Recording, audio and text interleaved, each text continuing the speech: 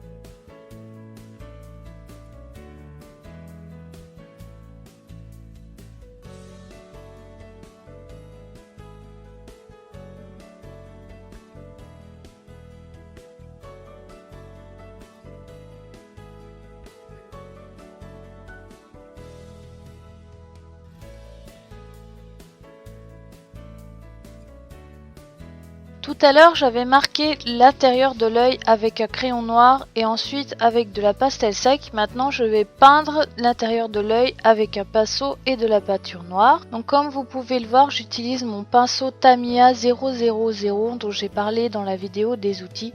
Donc vous trouverez le lien dans la description ci-dessous. J'essaye de m'appliquer pour cette partie parce que je n'aime pas beaucoup enlever la peinture. Donc voilà, je mets simplement de la peinture noire à l'intérieur de la paupière supérieure. Quand j'ai terminé, je le laisse bien sécher avant de passer à la suite ou même de mettre du MSC. Pour réaliser les cils et les sourcils, j'utilise un crayon comme je vous l'avais dit dans la vidéo sur les outils. Donc je dessine tout simplement les cils un par un. Si je ne suis pas satisfaite, j'utilise une gomme, j'efface et je recommence. Parfois je fais les cils un peu plus longs et je les raccourcis avec ma gomme. Donc je fais ça avec un crayon marron foncé ou gris foncé. Et si besoin, je repasse avec un crayon noir, mais je ne fais jamais le crayon noir en premier, je trouve que ça manque de naturel.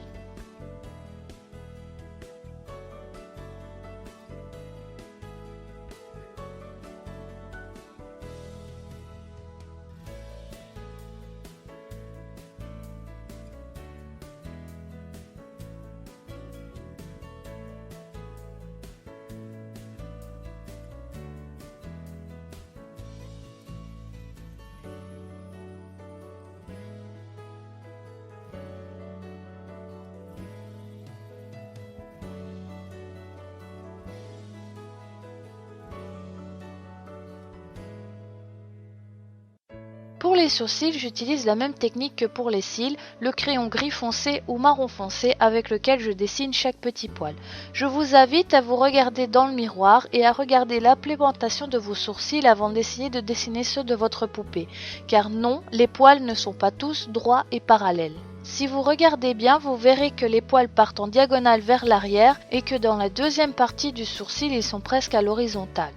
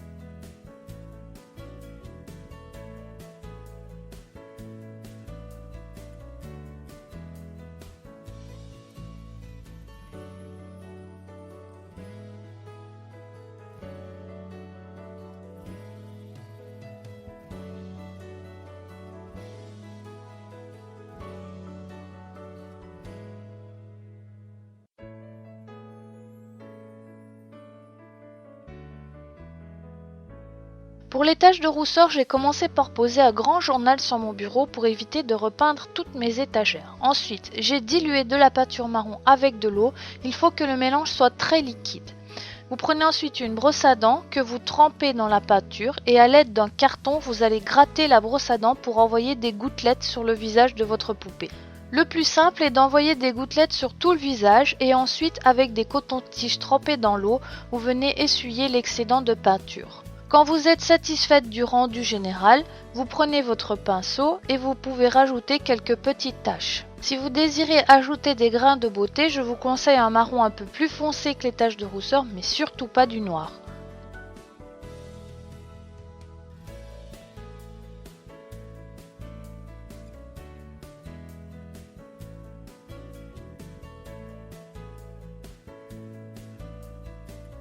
La dernière couche de MSC étant posée, il est temps de passer au vernis.